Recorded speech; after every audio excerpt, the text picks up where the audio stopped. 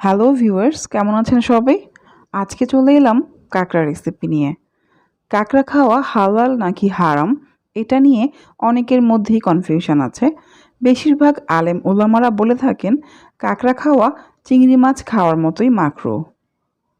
চিংড়ি মাছের চেয়ে অনেক গুণ বেশি টেস্টি এই কাঁকড়া ঘরে থাকা অল্প কিছু উপকরণে খুব সহজেই ফ্রাই করা যায়। তাহলে চলুন কথা না বাড়িয়ে আমরা চলে যাই মূল রেসিপিতে।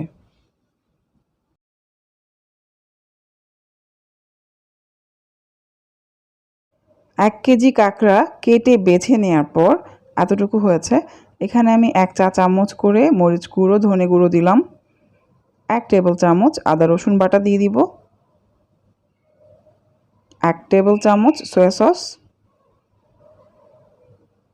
পরিমাণ মতো লবণ, সামান্য টেস্টিং সল্ট দিয়ে দিচ্ছি। টেস্টিং সল্ট আপনারা অ্যাভয়েড করতে পারেন। তারপর এখানে ১ চা চামচ করে গোলমরিচ গুঁড়ো আর এলাচ দারচিনি গুঁড়ো দিলাম। হাফ কাপ কর্নফ্লাওয়ার দিলাম। হাফ কাপ আটা দিয়ে দিচ্ছি। ১ টেবিল চামচ টমেটো সস।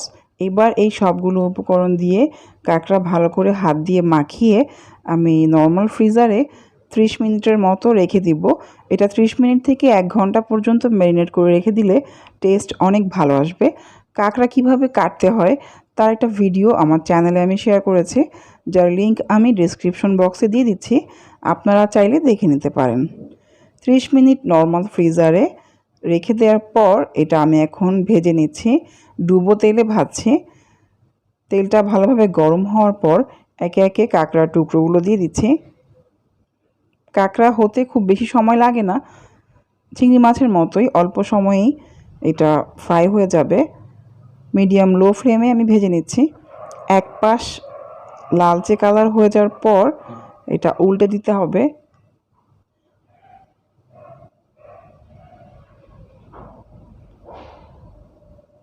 আরেক পাশ খুব ভালোভাবে সিদ্ধ করে নিতে হবে। যখন লালচে কালার হয়ে যাবে আমরা দেখেই বুঝে যাব যে কাঁকড়া ফ্রাই হয়ে গেছে।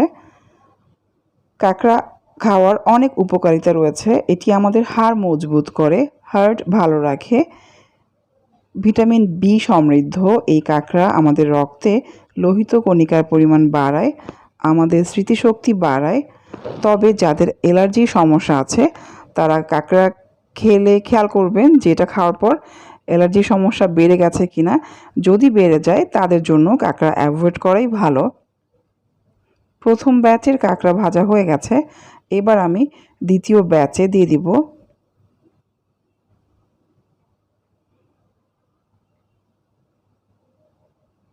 একে একে আমি আবারও কাঁকড়া দিয়ে দিচ্ছি। আমার এই সহজ রেসিপি আপনারা একবার ট্রাই করে দেখবেন। রেস্টুরেন্টের চেয়ে অনেক বেশি টেস্টি হবে এটা খেতে।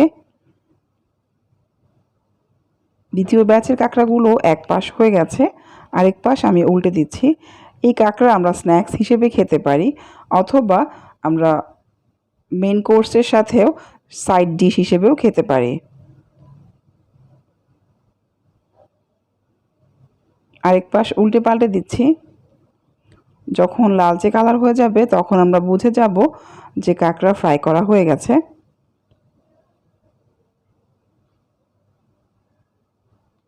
এবার আমি তুলে ফেলছি প্যান থেকে। এবার কাঁকড়াগুলো গার্নিশ করে পরিবেশনের পালা। এই তো খুব সহজেই হয়ে গেল ক্র্যাব ফ্রাই। আমি আশা করছি আমার আজকের রেসিপি আপনাদের ভালো লেগেছে। আমার রেসিপি যদি আপনাদের ভালো লাগে তাহলে প্লিজ প্লিজ আমার চ্যানেলটি সাবস্ক্রাইব করে আমার পাশেই থাকবেন। আজ এই পর্যন্তই। কথা হবে নতুন কোনো রেসিপি নিয়ে, নতুন কোনো পর্বে। সবাই ভালো থাকবেন, সুস্থ থাকবেন, আর আমাদের জন্য বেশি বেশি দোয়া করবেন। আল্লাহ হাফেজ।